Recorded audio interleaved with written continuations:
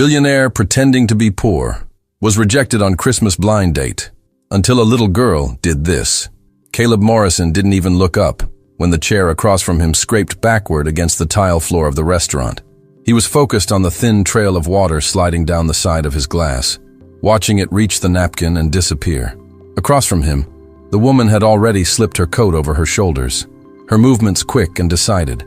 She wasn't angry, and she wasn't nervous, which somehow made it worse. She had already made her choice before she arrived. "This isn't what I imagined," she said calmly, her voice low but firm enough to end the evening. Caleb felt the familiar urge to explain rise in his chest, then fade just as fast. He'd learned over time that explanations rarely changed first impressions. She glanced once at his jacket, once at the small table, and once at his hands. Then she stood, as if the conversation had never really begun. She didn't wish him a Merry Christmas, or say she was sorry for leaving. Her heels clicked softly as she walked past other tables filled with laughter and clinking glasses. Caleb stayed where he was, his posture still, his face neutral, his eyes following nothing in particular. The decorations above them blinked red and gold, cheerful and completely unaware of him. For a moment, it felt like the entire room was moving while he stayed frozen. If you believe in compassion and the quiet strength of ordinary people, take a moment to like and subscribe. Stories like this remind us how one small act can change everything. The waiter hovered nearby, unsure whether to clear the extra place setting or wait a few more seconds. Caleb gave a small nod, a silent signal that it was fine to take the untouched plate away. Two menus still sat folded neatly at the edge of the table, now pointless. The reservation slip clipped to the stand still showed two names written in pen. Only one of those names was still present. As the waiter stepped back, the front door of the restaurant opened again, letting in a rush of cold December air. Along with it came the sound of a child's laughter, bright and unguarded, cutting through the low hum of conversation. A woman entered, brushing snow from her coat, her attention focused on the little girl beside her. The girl bounced slightly on her feet, excited by the lights, the smells, the noise. Then her gaze drifted toward Caleb's table. She slowed as they passed, her small face turning serious as she noticed the empty chair across from him. Her eyes moved from the abandoned place setting to Caleb's face, lingering longer than most adults ever did. She studied him with the kind of focus only children have, unburdened by assumptions. Then she tugged gently at her mother's hand and whispered something that made the woman stop walking. The mother followed her daughter's gaze and stiffened. Before the woman could speak or pull her back, the girl stepped away and crossed the short distance to Caleb's table. Her sneakers made soft sounds against the floor, unnoticed by anyone else in the room. Caleb felt someone near him and lifted his head, expecting the waiter to return. Instead, he found himself looking at a child standing beside his table, completely unafraid.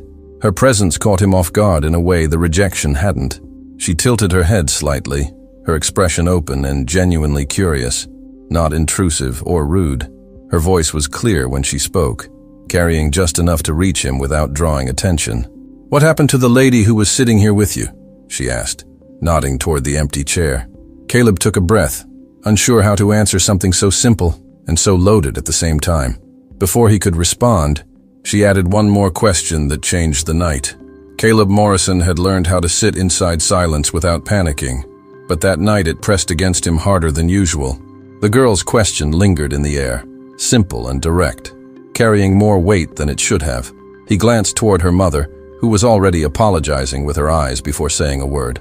The woman moved closer, her face warm but cautious, clearly aware of how unexpected this was. Caleb straightened slightly, unsure whether to smile or speak first. "I'm sorry," the woman said softly, placing a hand on her daughter's shoulder while keeping her voice calm. "She's very observant, and sometimes she forgets that adults don't always like questions." Caleb shook his head gently, letting out a small breath he hadn't realized he was holding. "It's okay," he replied, his voice steady, though his chest felt tight. "She didn't do anything wrong." The girl didn't move away when her mother tried to guide her back. Instead, she stayed where she was, her attention fixed on Caleb like she was waiting for something important. Her mother hesitated, clearly torn between politeness and the instinct to protect her child. The room continued around them, conversations overlapping, plates clinking. holiday music humming softly. Yet for a brief moment, it felt like they were standing in a pocket of quiet. "My name's Hannah," the woman said after a pause, offering a small, careful smile. "And this is Lucy." Lucy waved once, quick and casual, then looked back at Caleb like introductions were already done. Caleb nodded, returning the gesture, feeling strangely grounded by how normal it all felt. "I'm Caleb," he said, keeping it simple. Hannah glanced at the empty chair across from him, then back at her daughter. Lucy followed her gaze and frowned slightly, as if trying to solve a problem only she could see. "She hates when people eat alone," Hannah added, her tone light but sincere. "She thinks it's especially wrong on Christmas." Caleb felt something shift in his chest at that. Lucy tugged on her mother's sleeve again, more insistently this time. Hannah sighed, the kind of sigh that came from long shifts and constant responsibility. "Lucy," she murmured, already knowing what was coming. But Lucy didn't look at her mother when she spoke. She looked directly at Caleb.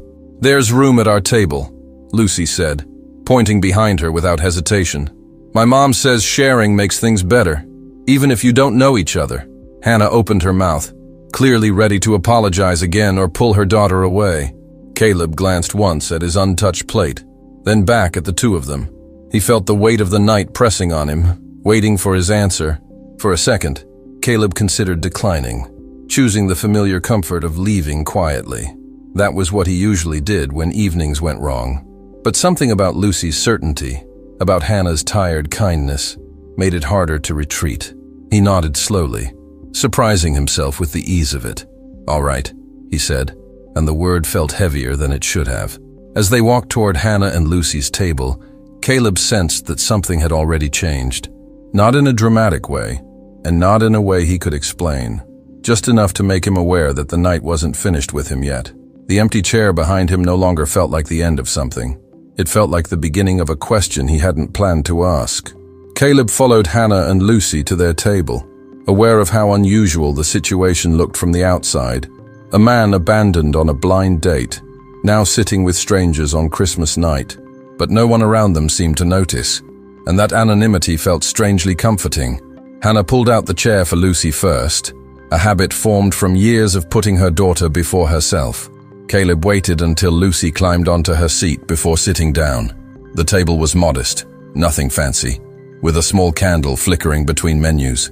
Hannah apologized again, though her voice carried more exhaustion than embarrassment. Caleb waved it off, telling her honestly that he hadn't planned on leaving just yet anyway. Lucy leaned forward, resting her elbows on the table, studying him like she was deciding something important. Her curiosity felt sincere, not invasive. They exchanged simple details, the kind people share when they don't expect anything in return. Hannah mentioned she worked as a nurse at a nearby public hospital, often pulling double shifts during the holidays. Caleb said he worked independently, keeping his explanation vague but truthful enough. Lucy listened closely, interrupting only to comment on the Christmas decorations or the smell of the food. The tension Caleb carried began to loosen without him noticing. When the waiter arrived, Lucy immediately spoke up and asked for an extra plate. Hannah started to object, then stopped herself, watching Caleb instead. He nodded, accepting the offer without hesitation, surprised by how natural it felt. The waiter smiled warmly and added the plate as if this were the most normal thing in the world. That small gesture sealed the moment. As food arrived, Lucy talked about her favorite drawings and the way Christmas felt different every year. Hannah listened with the practiced attention of someone used to long conversations at the end of hard days. Caleb found himself responding more than he usually did, sharing thoughts instead of facts. He laughed once, a quiet sound that surprised him more than anyone else. It had been a while since laughter came without effort. At one point, Lucy asked why the other woman had left so quickly. The question wasn't sharp, just honest, and it landed gently between them. Caleb paused, choosing his words carefully, aware of Hannah watching him closely. "Sometimes people decide before they really listen," he said simply. Lucy nodded, satisfied with the answer. Hannah met Caleb's eyes then, something unspoken passing between them. There was no pity in her expression, only understanding shaped by her own disappointments. She didn't ask more, and that restraint felt like kindness in itself. Caleb realized how rare it was to be around someone who didn't push for explanations. The night felt slower, safer. As the meal continued, Caleb sensed the quiet shift happening inside him. The rejection from earlier no longer sat at the center of his thoughts. In its place was a different awareness, one he hadn't expected, that a single choice, made by a child without calculation, had redirected the evening, and that whatever came next would matter more than the date that never happened. Caleb didn't realize how tense his body had been until he felt his shoulders slowly relax while sitting at Hannah and Lucy's table. The rejection from earlier still existed, but it had been pushed to the background by something quieter and more unsettling. Being welcomed without questions made him aware of how rarely that happened in his life. He listened as Hannah cut Lucy's food into smaller pieces, her movements automatic and careful. There was no performance in her kindness, just habit. Hannah excused herself briefly to speak with the waiter, leaving Caleb alone with Lucy for a moment. Lucy swung her feet slightly beneath the table, humming to herself as she looked around the room. She glanced back at Caleb, noticing the way his hands rested flat against his legs, like he didn't quite know what to do with them. "You don't talk much," she said, not accusing, just observing. Caleb smiled faintly, unsure how to explain something so deeply ingrained. "I talk when I feel useful," he answered after a moment, surprised by his own honesty. Lucy considered that, her brow furrowing in a way that felt far too serious for a 6-year-old. "My mom says people don't have to earn being nice," she replied, as if reciting a rule she lived by. The words landed harder than Caleb expected, stirring something uncomfortable in his chest. He nodded, even though he wasn't sure he believed it yet. When Hannah returned, she noticed the shift immediately. The way Caleb seemed quieter, more inward. She didn't ask what had been said, sensing that some conversations didn't need to be interrupted.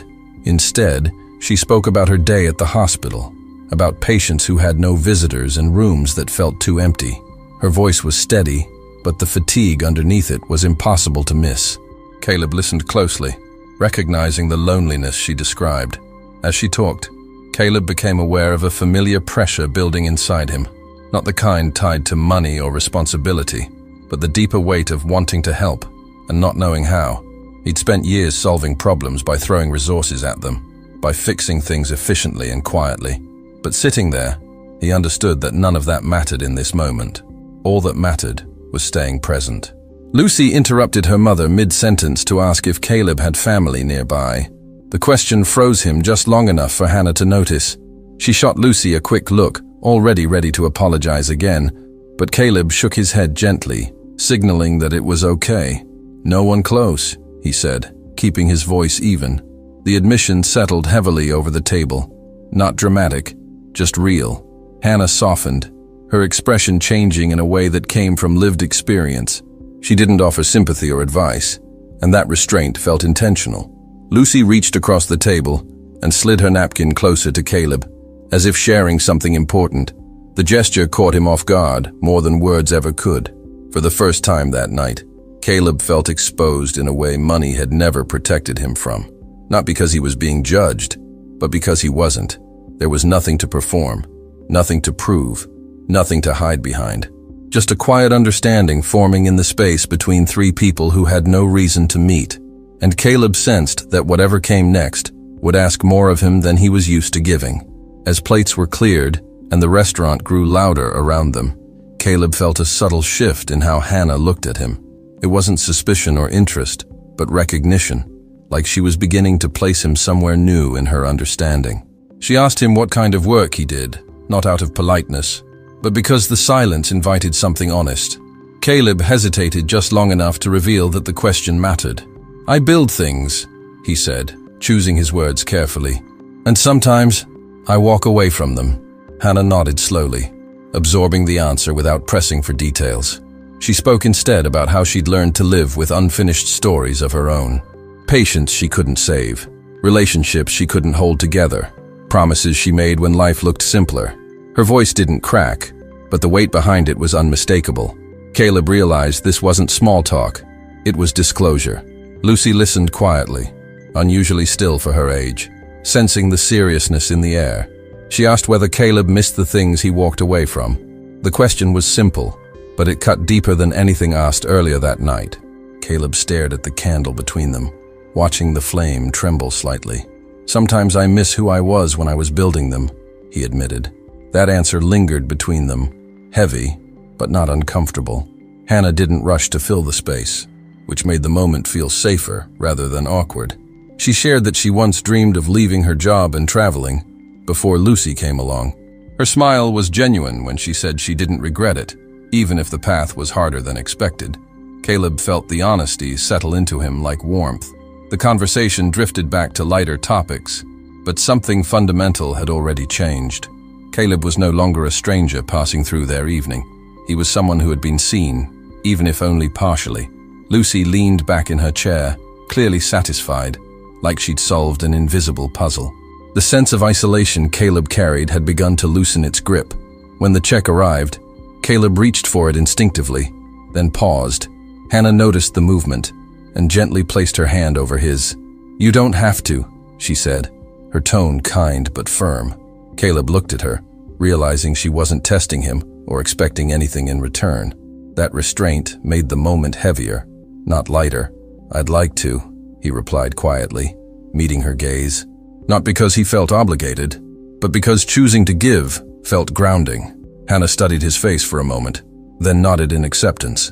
Lucy smiled like this outcome had been obvious all along. The check was settled, but the exchange was far from over. As they stood to leave, Hannah thanked Caleb for the company, her words sincere and measured. There was no mention of seeing each other again, no exchange of numbers, no expectations set. That absence of pressure felt deliberate, almost protective.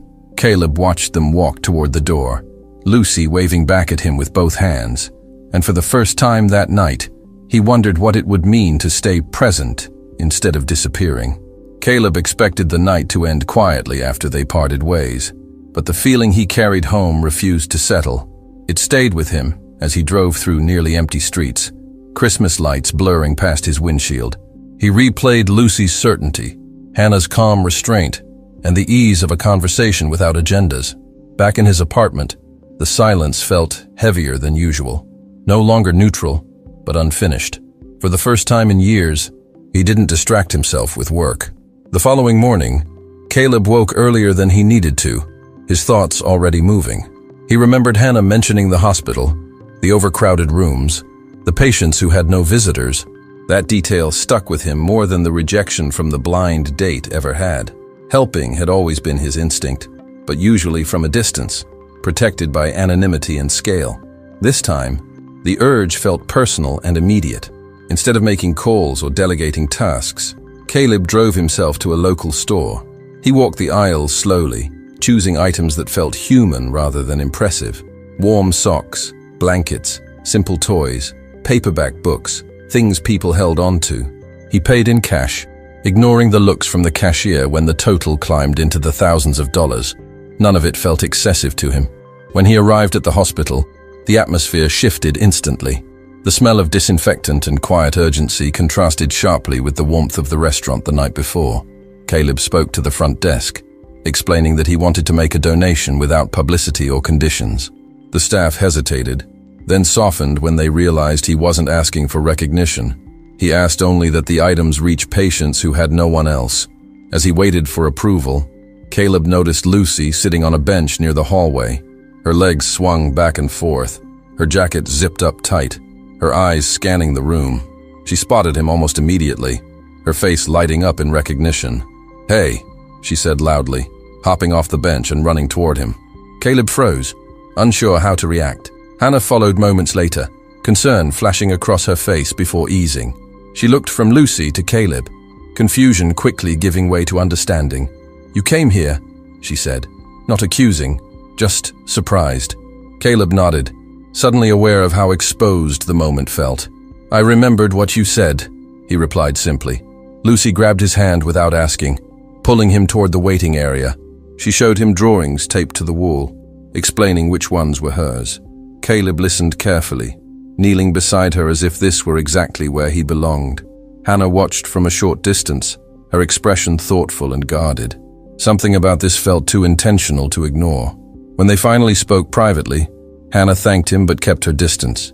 She made it clear she didn't want favors or assumptions attached to kindness. Caleb respected that boundary immediately. telling her he wasn't there for gratitude. "I just didn't want anyone to feel forgotten today," he said. The words surprised him with how true they were. As he left the hospital later that afternoon, Caleb felt the weight of choice pressing on him. This wasn't a one-time gesture, and he knew it. Whatever he'd stepped into now would ask consistency, not money. Driving away, he wondered whether he was ready for that kind of presence, and whether kindness could change someone who had learned to stay distant for so long. Caleb didn't expect to see Hannah again so soon after the hospital, and that surprise caught him unprepared. She stood outside the building when he returned a few days later, her coat pulled tight, Lucy beside her holding a folded piece of paper. There was something different in Hannah's posture, less guarded but more serious. She wasn't there to thank him or confront him, and Caleb sensed that immediately. She was there because something inside her had shifted. Hannah explained that Lucy had insisted on coming back, refusing to let the moment at the hospital stay unfinished. Lucy stepped forward and handed Caleb the folded paper without ceremony. It was a drawing, simple and uneven, showing 3 figures sitting at a table with a star above them. On the back, in careful letters, Lucy had written that no one should be alone when they can sit together. Caleb felt his throat tighten as he held it. He crouched down to Lucy's level, meeting her eyes instead of thanking her quickly and moving on. He told her that the picture mattered more than she probably understood. Lucy listened seriously, nodding like this was important business. Hannah watched the exchange quietly, her arms crossed not in defense but in reflection. She was seeing Caleb differently now, not as a stranger, but as someone present. Hannah admitted that she'd looked him up after the hospital, not out of suspicion, but curiosity. What she found had unsettled her more than she expected.